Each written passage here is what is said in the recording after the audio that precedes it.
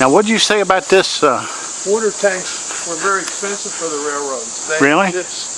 They had to test the water. Had to be a perfect pH. It couldn't foam. They had to add salts if it needed it, or chemicals. It was rather involved, and that was one of the good things about diesels. When diesels came in, they didn't need water tanks, so they got rid of them because they were expensive. As was the maintenance on steam engines. Yeah. Trade one heartache for another one, didn't they?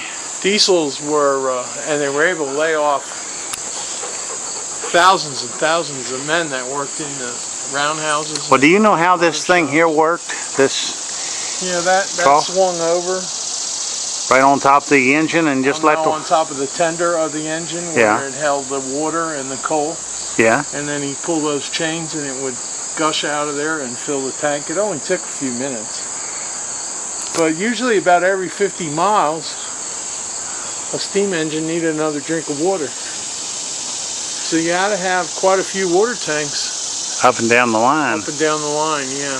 Now, how long would it take usually to fill up? Minutes, 10 minutes. Just minutes? Not even 10 minutes. Well, the next question is how to get the water in this thing. Pumped it with a pump in there. There was probably originally a steam-powered pump. Steam-powered. And then later on, where they had to keep a fire in it, and then later on they switched it to an electric pump. Or they used like a gasoline engine. That's why that's built like that. And then in there it's insulated so it wouldn't freeze. Right. The tank itself, because it held so much water, wouldn't freeze. Right. And usually they leaked a little, they dripped.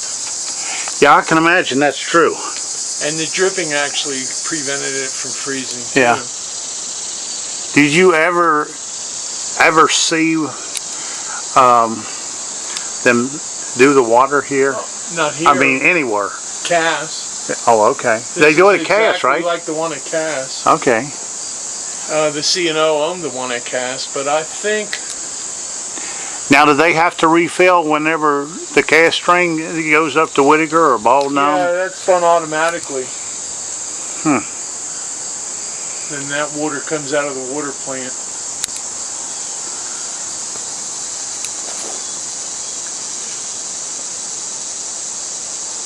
Yeah, some of those steam engines carried 11,000 gallons of water.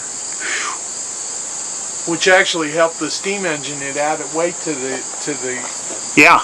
And it added to what they call tractive force.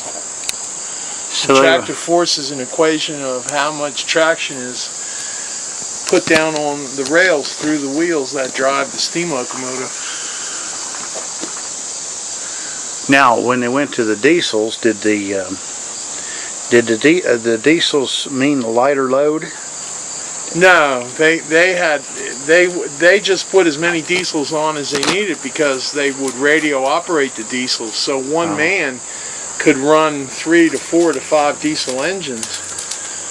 And at that time in the late 40s and 50s, when they were converting to diesel, a diesel engine was anywhere between $70,000 and $100,000. So they could, they could buy quite a, and then they got money from the Reconstruction Finance federal government to buy the diesels. And of course, when they scrapped the steam engines for their steel value, they got money from that, and they were able to buy. And then the savings of getting rid of all the personnel. Yeah. Today we call it outsourcing. Yeah. Well, no, the new term, divestiture. And they were highly skilled men. They really had that means their trades. cutting back. Yeah. Tearing down. The railroaders were steam fitters and pipe fitters and well, there's no question about it. It was a very highly technical and skilled operation. Long apprenticeships to learn it, and overnight those men were out. And the engineers, and then you really didn't even need a fireman. And although the Brotherhood of Railway Engineers made them keep the firemen, yeah, but you really didn't even need a fireman. Wow. So it.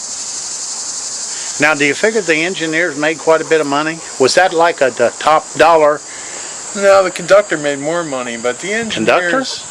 Yeah, what did the conductor do? He was the captain of the train. So he had to make sure the cargo.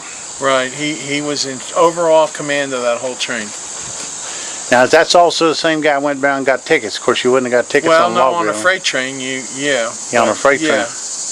But the brakeman and the trainman and the engineer and the fireman all answered to the conductor. And they I used always to thought say it was just that sort of a little pest that came by. the railroaders family had a good life, but the poor railroader, he lived at the railroad. He didn't have a life. Yeah. They made good money. They all had cars, and their kids went to teachers college or business college, but the railroader, he didn't have much of a life. The one earning the money. Yeah, they worked what they called extra board. They had, you know, a young kid would run up from the railroad offices and tell them, hey, you're on a run at 3 o'clock. And if you could make that run, well, then somebody else did it. Yeah. So, you know, their life was the railroad. But they loved the railroad. They loved their jobs. They liked their coworkers. They probably just like a coal miner enjoys the mines. You know. Love the beauty of the railroad. I often think when I walk this trail, and I've walked at different times the entire trail, what a beautiful train ride that must have been. It must have been beautiful. Yeah, and the things they saw, you know, the wildlife and see, I remember winter scenes. And as a kid, I remember seeing a train come up the valley. Diesel then.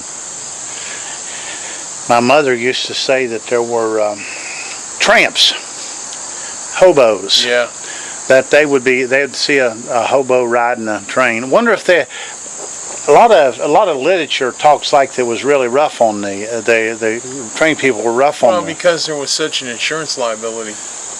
Even if there was pilfering, and the hobos weren't pure as wind-driven snow. They caused problems too. Fires. They'd build a little fire in a boxcar, and then the next thing it would get out of hand, or I mean, they were desperate people, and they were traveling to get jobs. The question I've got, I know from history here that there were hobos going through here on the railroad. Without a doubt. But where would they have been going? I mean, that belies the question of why were they going anywhere, you know? Some were trying to find a job, some were trying to find day work.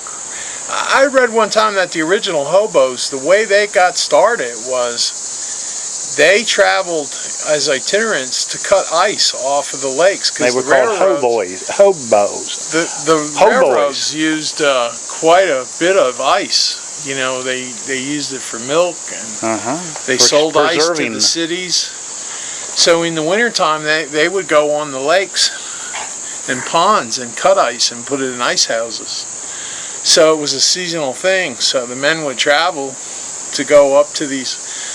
They were kind of like the same thing the Woodhicks were like. So you're saying that they probably had a legitimate enterprise they worked with originally. Yeah, originally. Then they probably got laid off as the technology. Depression and you know, millions of people. A lot were young children. Were on the line. They were turned out of their homes because there was nothing to eat. And well, the Italians. Desperate times. The Italians and blacks built this railroad here, from what I'm told.